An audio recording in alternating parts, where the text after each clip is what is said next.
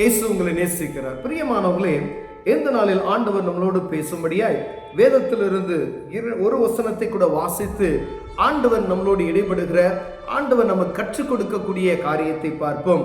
அது அப்போஸ்தலர் புஸ்தகம் 28வது அதிகாரம் 27வது வசனம் இப்படியாக சொல்லுகிறது: இவர்கள் கண்களினால் காணாமலும் காதுகளினால் கேளாமலும் இருதயத்தினால் உணர்ந்து குணப்படாமலும் நான் இவர்களை ஆரோக்கியமாக்காமலும் இருக்கும்படிக்கு இந்த ஜனத்தின் இருதயம் கொழுத்திருக்கிறது, காதுகளினால் மந்தமாய் கேட்டு தங்கள் கண்களை மூடிக்கொண்டார்கள் என்று இந்த ஜனத்தினிடத்தில் போய் சொல்லு என்பதை பரிசுத்த ஆவி ஏசாயா தீர்க்கதரிசியை கொண்டு நம்முடைய பிதாக்களுடனே நன்றாய் சொல்லி இருக்கிறார். பாருங்க, முற்பிதாக்களிடத்துல மோசே அவர்கள் வழிநடத்தி வந்த இஸ்ரவேல் ஜனங்கள்கிட்ட போய் நீ சொல்லு அப்படின்னு சொல்லி ஆண்டவர் சொல்லுகிறார். தீர்க்கதரிசி மூலமாய் உரைக்கப்படுகிறது.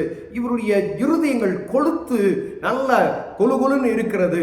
இதனால் இவருடைய கண்கள் பார்க்கிறது, ஆனால் பார்க்க கூடாதபடிக்கு அடைக்கப்பட்டு இருக்கிறது. இவர்கள் செவிகள் நன்றாய் கேட்கிறது, ஆனால் கேட்கக்கூடாதபடிக்கு காதுகள் மந்தமாய் இருக்கிறது அப்படின்னு சொல்லப்படுற. இருதயத்தினால உணர்வற்று போய் குணப்படாமல் இருக்கிறார்கள். கேட்கிறாங்க, ஒரு காரியத்தை சொல்லுகிறோம், அந்த காரியத்தை நம் இருதயத்தில் வாங்கும் பொழுது நம்ம இருதயத்தில் என்ன செய்யறோம்? ஒருத்தர் திட்டா அப்படின்னு சொன்னாங்கன்னா இருதயத்தில் எவ்வளவு ரோசம் வருது, எவ்வளவு கோபம் வருது. நம்ம சாதாரண ஒரு மனுஷன் பக்கத்து வீட்லயோ இல்ல அண்ணன் தம்பியோ ஏதோ ஒரு இடத்துல ஒருத்தவங்க சத்தம் போட்டுட்டாங்க அப்படின்னு சொன்னா நமக்குள்ள வரக்கூடிய கோபங்கள், வைராக்கியங்கள் எவ்வளவு என்பதை நாம் அறிந்து கொள்ள முடிகிறது பிரியமானவர்களே. ஆனா இங்கு இருதயத்தினால் உணர்ந்து அவர்கள் குணப்படாமலும் இருக்கிறார்கள்.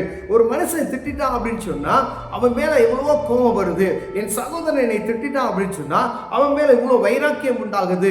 ஆனா ஆண்டவர் சொல்லுகிறார், இந்த ஜனங்கள்கிட்ட போய் சொல்லு, நான் என்ன வார்த்தையை சொன்னாலும் நான் இவர்களுக்காக நான் கற்றுக் கொடுத்த இந்த வார்த்தைகளை கீழ்ப்படியாதபடிக்கு இவர்கள் காது கேட்காதபடிக்கு அடைபட்டு இருக்கிறது, பார்க்க கூடாதபடிக்கு கண்கள் மந்தமாய் இருக்கிறது, இவர்கள் இருதயங்கள் குணப்படாதபடிக்கு அந்த இருதயம் மலட்டுத்தன்மையாய் இருக்கிறது என்று சொல்லப்படுகிறது. பிரியமானவர்களே, பரிசுத்த ஆவியானவர் சொல்லி ஏசாயா தீர்க்கதரிசிட்ட போய் சொல்லி இந்த ஜனங்கள்கிட்ட முற்பிதாக்கள்கிட்ட போய் சொல்லு அப்படின்னு சொன்னாரு.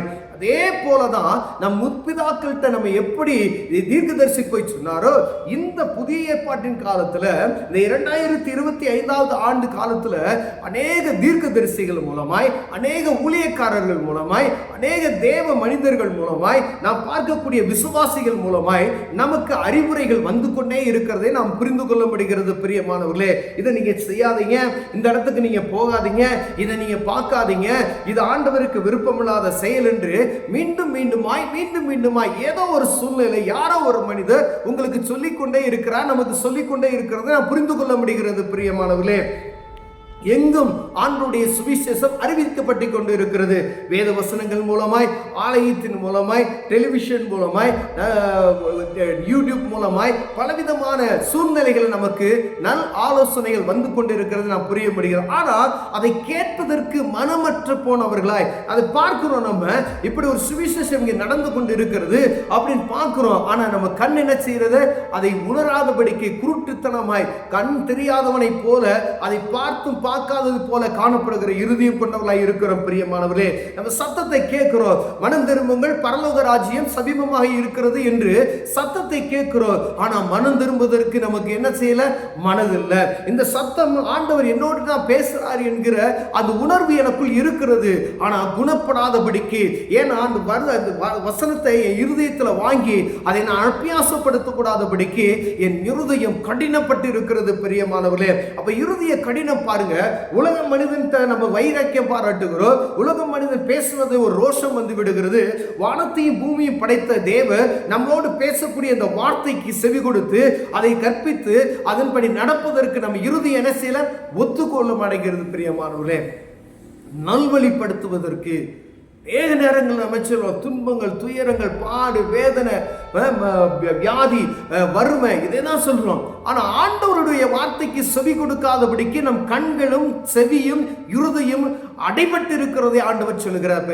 ஏசாயா தீர்க்கதரிசிகள் சொன்னார். ஆனா இந்த காலகட்டத்தில் இவ்வளவு நாலேஜ் இருக்கக்கூடிய, இவ்வளவு வசதி வாய்ப்புகள், படிப்பதற்கு எல்லா விதத்திலையும் எத்தனையோ ஆயிரம் மடங்கள் பெருகி இருக்கிற இந்த காலகட்டத்தில், அறிவு பெருக்கத்தின் காலத்தில் அதை புரிந்து கொள்ள முடியாதபடிக்கு நம்முடைய இருதயங்கள் கடினப்பட்டு இருக்கிறதை நம்மால் பார்க்க முடிகிறது. பிரியமான ஆண்டவர் உங்களோடும் என்னோடு பேசுகிறார்.